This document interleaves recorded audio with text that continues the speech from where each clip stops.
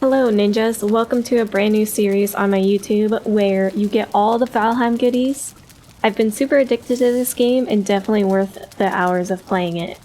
In this video I'll be talking about tips that I thought were super useful. While you're traveling you might notice these stones with red markings on them. They are called Runestones.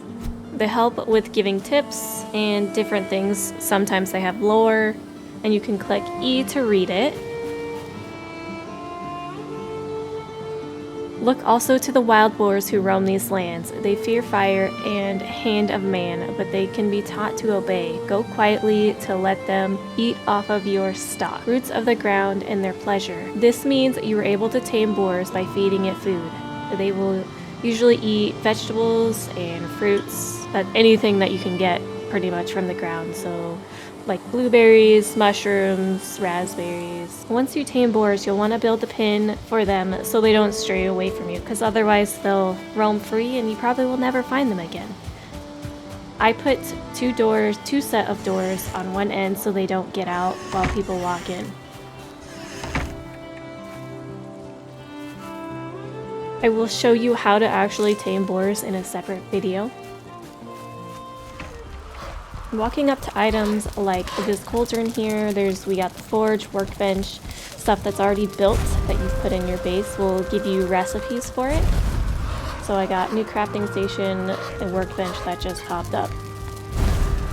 When you put items in your inventory, it will also do the same thing. So if you have like all this stuff like this leather, I can put it in my inventory. I will get the recipes that I can use to craft it.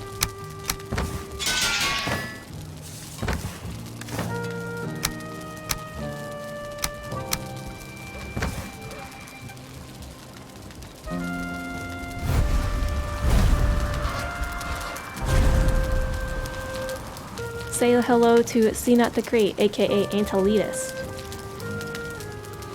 You'll notice when you chop down trees that they leave tree stumps, and the tree stumps do not respawn the tree, so you have to actually plant the tree with tree seeds with the cultivator. Cultivator is here. This is what it looks like. It takes 5 core wood and 5 bronze. Now you can plant different seeds. There's going to be beech sapling, pine sapling, fir sapling, and then there's seeds like carrots, and also other seeds you can find around the world.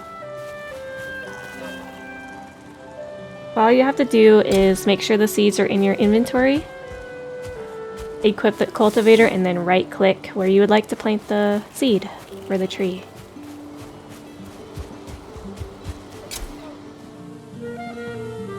If you're playing on a server with other people, you may notice nobody is responding to you.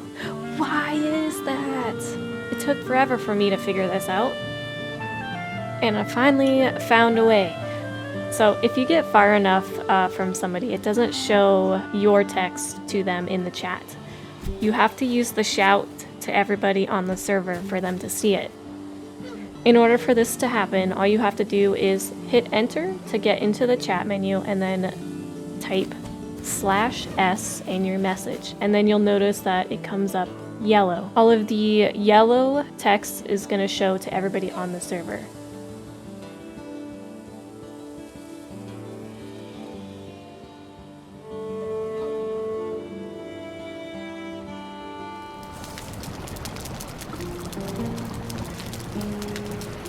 Cooking the food will have 2 sizzles, one when it's cooked and second when it's burnt, and then it turns into charcoal. So you'll hear that sizzle, that one doesn't count, that's just the first initial one, but you'll just wait.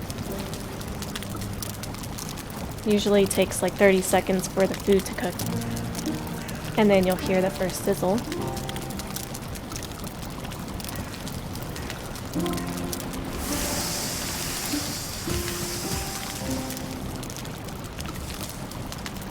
So there's the first sizzle, that means it's cooked and you can pick it up. Now if you wait and you leave the food on the cooking rack, then it will burn and turn into coal. When you find a random structure out in the world, you can build a workbench and then remove the building. So I have this building here. I can actually place down a workbench and then take my hammer if I click scroll mouse, then I can remove it. And that goes for any structures that's wood for the workbench. You can also take stone if you have a stone cutter bench. This is a good way to get a lot of resources for wood if you don't have it, or just clearing out an area. Also, if you need to build something quick, you can use a workbench to place it down and then remove it, but keep that in mind if you're wanting to repair like your base and there's not a workbench in the vicinity, then you'll have to place a workbench down. The combat in this game is a lot of fun. There are certain weapons that have secondary attacks. Now you'll notice when I have my axe, I'm holding on the right bottom side of the screen, it does not have a second attack. You just see mouse 1, mouse 2. Now when I switch to my dagger, it will show a secondary attack. You'll notice I do a lunging attack when I hit my mouse 4. Now that's not the default, so you can change that. Normally it's mouse, scroll wheel, you click. There's also a kicking animation for your secondary attack. You normally have your punching and then you can kick.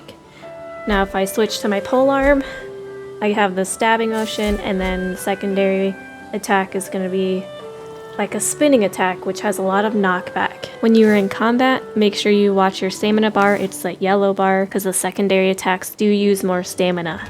Chests show how much weight they are holding. When you open the chest, it shows the icon and the number. If I want to take everything from a chest and put it in my inventory, you won't be able to since it has more weight than I can carry.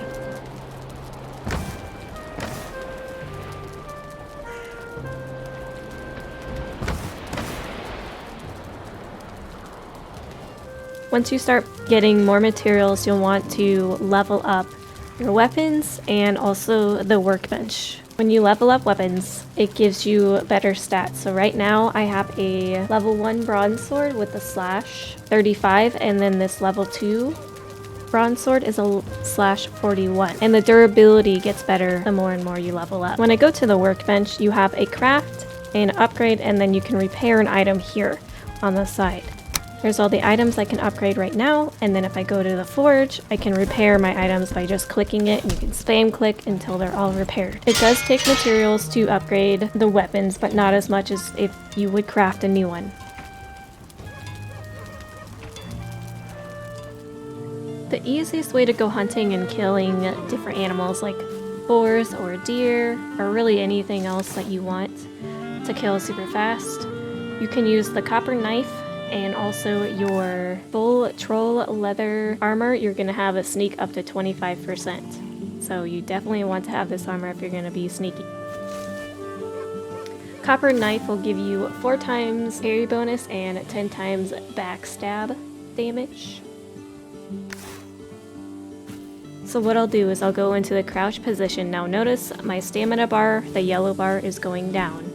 So if you're trying to sneak up on a deer, do not run out of stamina, otherwise you won't be able to move or sneak up. But just walk behind the deer, make sure you're super quiet, and then just... Bam!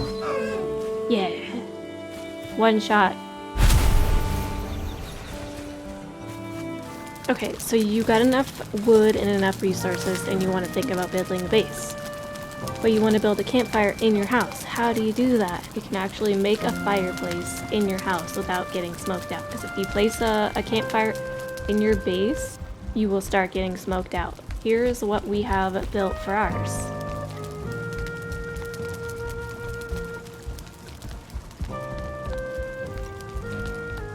For the fireplace, you'll want to make sure it's all the way up and there is an exit for the smoke to get out at the top.